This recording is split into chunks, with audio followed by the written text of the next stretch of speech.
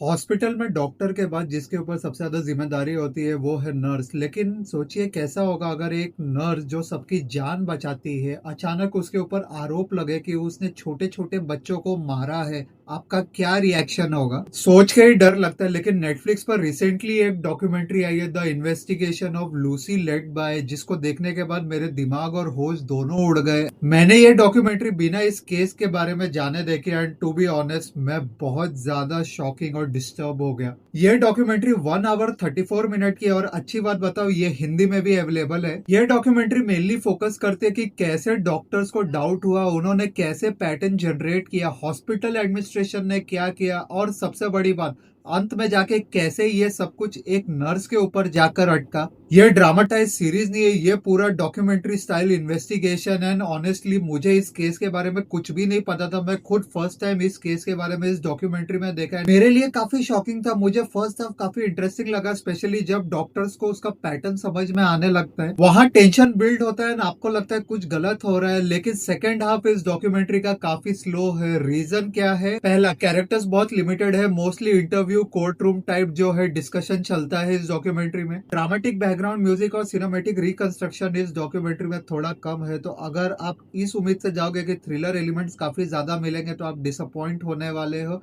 ये डॉक्यूमेंट्री आपका patience test कर सकती है। इस डॉक्यूमेंट्री की मेजर स्ट्रेंथ है इसका रिस्ट्रेंट। ये अननेसेसरी ड्रामा क्रिएट नहीं करती। ऑल्दो मुझे लगता है कि कुछ चीजें इंप्रूव हो सकती थी, जैसे पेसिंग को ये लोग थोड़ा बेटर कर सकते थे, केस के इमोशनल एक्सपेक्ट को थोड़ा और एक्सप्लोर कर सकते थे, पेरेंट्स के स्टोरी को थोड़ा और ज्यादा डेप्थ दी जा सकती थी। डॉक्यूमेंट्री में इंफॉर्मेशन काफी ज्यादा है लेकिन इमोशनली आप थोड़ा इससे कम कनेक्ट करोगे। तो अब आते हैं फाइनल क्वेश्चन पे, क्या ये डॉक्यूमेंट्री अच्छी है? तो इसका जवाब है हाँ। मगर क्या ये डॉक्यूमेंट्री बहुत ज्यादा अच्छी है? तो इसका जवाब है नहीं। आई मीन ये ठीक ठाक डॉक्यूमेंट्री है।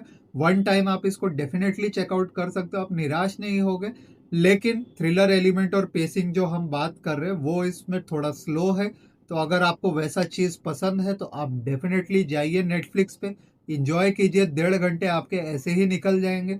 साथ ही इस केस के बारे में भी पढ़िए, आपको कुछ नया जानने को मिलेगा। ये इन्फॉर्मेटिव, डिस्टर्बिंग, सीरियस सब कुछ है और अगर ट्रू क्राइम फैन हो तो डेफिनेटली आपको इस डॉक्यूमेंट्री को चेकआउट करना चाहिए। तो जल्दी जाओ, जाके देखो इसके स्ट्रॉन्ग सब्जेक्ट और डिसेंट एग्जीक्यूशन के लिए। और अगर आपने ऑलरेडी देख लिया तो हमें कमेंट करके बताओ कि आपको ये डॉक्यूमेंट्री कैसी लगी। बाकी ऐसे और वीडियोस हम लाते रहेंगे। तब तक के लिए मैं मिलता हूँ आपसे अगले वीडियो में।